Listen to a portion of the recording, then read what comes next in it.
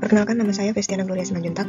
Saya akan menceritakan pengalaman belajar secara sinkronus dan asinkronus dalam latihan dasar CPNS. Pada Latsar CPNS ini diterapkan dua metode e-learning, yaitu metode pembelajaran secara sinkronus dan metode pembelajaran secara asinkronus. Di mana pengertian dari metode pembelajaran sinkronus itu sendiri adalah metode pembelajaran yang dilakukan dengan cara bertatap muka yang dapat dilakukan dengan media virtual seperti Zoom Meeting, Google Meet, Skype, dan lain-lain. Sedangkan metode asinkronus yaitu metode pembelajaran yang dilakukan secara tidak tatap muka ataupun peserta diharapkan dapat belajar mandiri. Sinkronus ini terdapat nilai positif dan negatif dari metode tersebut, di mana metode sinkronus ini memiliki nilai positif yaitu secara dua arah, sehingga komunikatif dan lebih interaktif. Dan metode sinkronus ini juga mempunyai kelebihan atau nilai positif, yaitu peserta dapat mendapatkan penjelasan materi secara langsung dan mengajukan pertanyaan secara langsung kepada pemateri. Adapun sisi negatif atau nilai negatif dari metode sinkronus ini yaitu akses internet harus stabil dan kuat, mata harus menatap layar lama, tempat yang strategis dibutuhkan untuk mendapatkan jaringan atau internet yang baik dan stabil, kemudian harus memiliki perangkat atau laptop yang mendukung, dan di sini pemakaian kuota cukup banyak.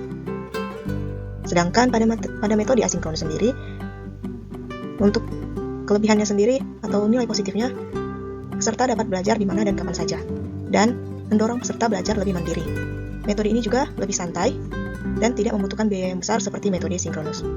Sedangkan ada nilai negatifnya atau kekurangannya, yaitu tergantung pada kemandirian dan motivasi peserta. Kemudian tidak mendapat penjelasan secara langsung atau peserta harus memahami materi dengan mandiri. Menurut saya, pada proses e-learning sinkronus dan asinkronus ini sudah cukup baik karena sudah tersedia wadah yang disediakan oleh pihak penyelenggara atau panitia dalam kegiatan latihan dasar CPNS ini, yaitu aplikasi atau web untuk wadah peserta belajar. Di sini pertama sekali kita harus mempelajari terlebih dahulu mengenai web tersebut, bagaimana cara pengaplikasiannya. Di sini kita akan pandu melalui tutorial LSM Coacher Latsar CPNS ini, di mana yang pertama sekali kita harus masuk menggunakan akun kita sesuai dengan arahan yang diberikan dari panitia. Kemudian pada saat proses pembelajaran sinkronus, materi akan diupload oleh pemateri pada akun kita ini atau di LSM Coacher ini. Nah, untuk metode pembelajaran asinkronus juga akan diupload materinya di sini. Namun, ketika proses asinkronus tidak akan ada tatap muka atau pertemuan antara peserta dengan pemateri secara langsung melalui virtual. Melainkan peserta akan diminta membuka materi secara mandiri dan mempelajarinya. Kemudian pada proses e-learning sinkronus dan asinkronus ini, di sini seperti contohnya nanti akan diberikan berupa petunjuk-petunjuk baik terkait materi, terkait kuis, dan terkait tugas-tugasnya. Jika selama proses pembelajaran sinkronus tidak menutup kemungkinan akan diberikan juga tugas-tugas. Begitupun dengan proses belajar asinkronus yang akan diberikan tugas-tugas dari pemateri ataupun pelatih saat itu. Kemudian sebagai contoh, di sini kita akan dapat melihat file atau melihat materinya di tempat yang sudah diupload oleh pemateri. Selanjutnya, ini contoh untuk dalam pengerjaan kuis.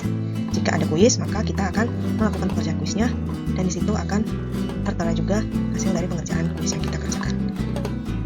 Menurut saya, dari semua proses pembelajaran yang saya jalani, baik sinkronus dan asinkronus, proses pembelajarannya sudah sangat baik, dan wadah yang disediakan dari panitia juga sudah sangat memuaskan dan mudah untuk dimengerti dan dipahami oleh peserta. Nah, pada agenda pembelajaran yang pertama ini, pembahasan yang dilakukan yaitu pada materi wawasan kebangsaan dan nilai-nilai negara, dan yang kedua materi analisis isu kontemporer, dan berikutnya yang ketiga materi terkait kesiapsiagaan bela negara. Menurut saya dari ketiga materi ini, inti dari materinya yaitu mengajarkan peserta untuk mengaplikasikan nilai-nilai dari bela negara tersebut, serta nilai-nilai bela negara tersebut diaplikasikan untuk menangkis analisis isu kontemporer, di mana ada beragam analisis isu kontemporer, dan setelah itu diperlukan kesiapsiagaan dari peserta dalam hal bela negara. Baiklah, terima kasih. Mungkin itu saja yang dapat saya jelaskan terkait pengalaman belajar secara sinkron dan asinkron.